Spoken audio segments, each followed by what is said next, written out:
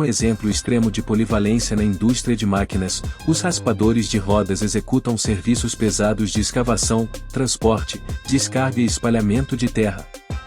Mas até o início do século XX, estes equipamentos, que viveriam um apogeu de meio século, eram meros raspadores tracionados, inicialmente por animais, e mais tarde, por tratores de esteiras.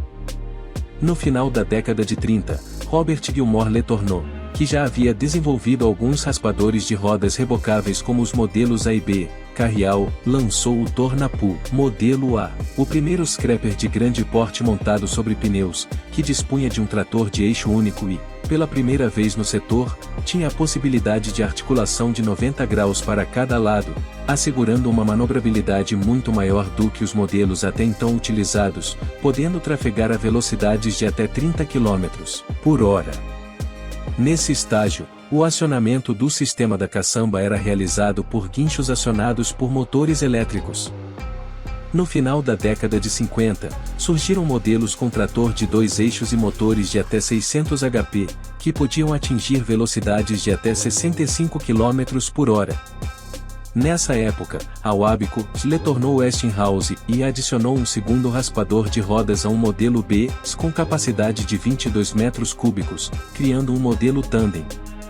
Ainda no final da década de 30, a Euclid começou a desenvolver raspadores de rodas de 2 e 3 eixos, e durante os 30 anos em que produziria essas máquinas, introduziu diversos aperfeiçoamentos, como a operação hidráulica dos comandos da caçamba e o uso de 2 conjuntos motores independentes, cada um deles acionando o respectivo eixo na dianteira e na traseira da máquina. Essa configuração resultou em uma das mais famosas máquinas da marca, a TS-24. Lançado em 1957, este modelo tinha caçamba de 18 metros cúbicos e 2 motores GM, levando grande contribuição para o crescimento da empresa. Em 1941, a Caterpillar lançou seu primeiro raspador de rodas, com trator de 2 eixos, o DW10 contava com 100 HP e caçamba de 7,6 metros cúbicos operada por cabos.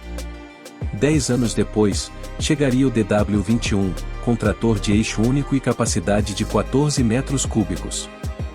Na sequência, foram introduzidos modelos menores até 1960, quando surgiu a série 600, que permaneceu em linha até a parada de produção desses equipamentos.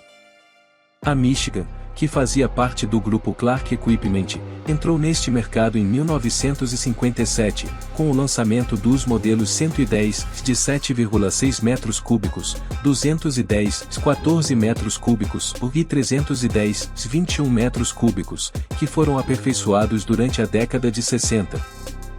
Em 1953, a Bucyrus Erie passou o controle de sua linha de lâminas e raspadores para a International Harvester que, no mesmo ano, adquiriu os direitos de projeto e fabricação dos raspadores de rodas da Rael.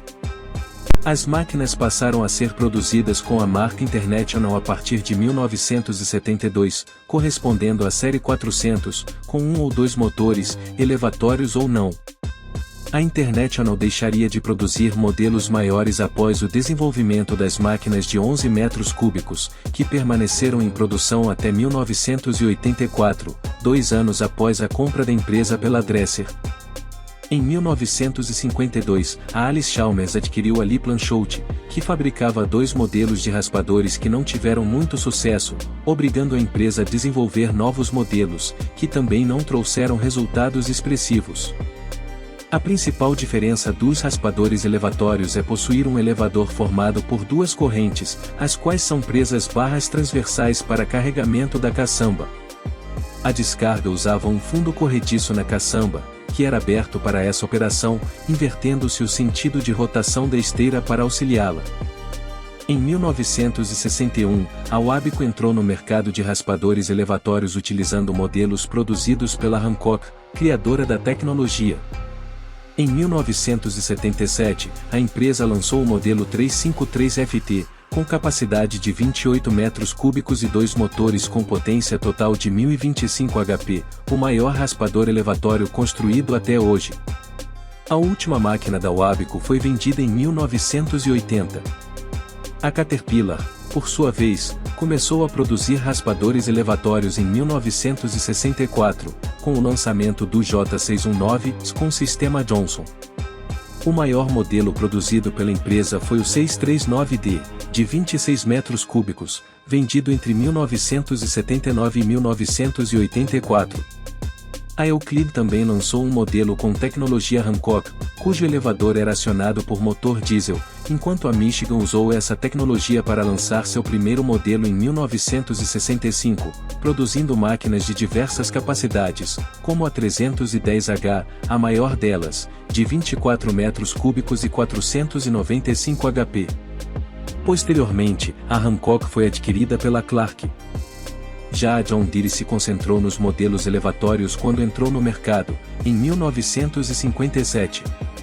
O primeiro modelo foi um trator de 4 rodas modelo 820, que puxava um raspador de 2 eixos com capacidade de 6 metros cúbicos. Nos anos que se seguiram, foram lançados diversos modelos, entre os quais o 762B, de 8,5 metros cúbicos, e o 862B, de 12 metros cúbicos. Começou então uma era de supermáquinas, ao menos no tamanho. Na década de 50, a Letourneau lançou, a 4, Goliath, o maior raspador de rodas produzido até então, com um motor elétrico em cada roda. Dentro da série 600, a Caterpillar lançou o 666, a maior máquina produzida pela empresa, com trator de 2 eixos e 2 motores com potência total de 980 HP, que foi produzido até 1978.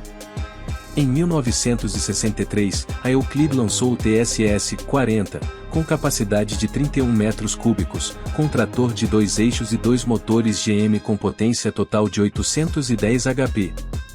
Pouco tempo depois, lançou o TTSS 40, com 3 motores e 2 caçambas, com capacidade total de 61 metros cúbicos, o maior modelo fabricado pela empresa. Nessa mesma época, a Allis-Chalmers produziu seus maiores modelos, o TS 460, de 18 metros cúbicos, com um motor, e o 562 com 2 motores e capacidade de 23 metros cúbicos. Posteriormente conhecido como modelo C, o TS 460 continuou a ser produzido após a compra da empresa pela Fiat, em 1974. Também a Clark Michigan produziu em 1953 seu maior modelo, o 410, com capacidade de 33 metros cúbicos e 635 HP, do qual foram fabricadas somente 20 unidades até ser descontinuado em 1970. A máquina perfeita movida pela roda elétrica era o colossal raspador série LT 360, modelo A8. O maior e mais poderoso raspador já construído, tinha 3 tigelas de 72 jardas e 120 toneladas de capacidade. Ele rodava com 8 pneus de 60x68, 72 dobras e 122 polegadas de diâmetro, cada um montado em uma roda elétrica.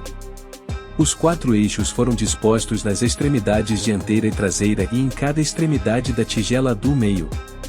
2 motores Detroit Diesel 16V71N de 635 cavalos foram montados em cada eixo, totalizando 5.080 cavalos. Com 3 caçambas de capacidade total de 165 metros cúbicos e acionado por 8 motores de 635 HP, cada um acoplado a uma roda. Essa máquina teve poucas unidades vendidas, a maioria protótipo. Mas o reinado dos raspadores chegaria ao fim com a evolução de outro equipamento. Em termos de custo-benefício, tornou-se mais interessante o uso de escavadeiras com caminhões. Assim, durante a década de 80 os raspadores foram perdendo terreno no mercado, sendo aos poucos descontinuados pelos fabricantes.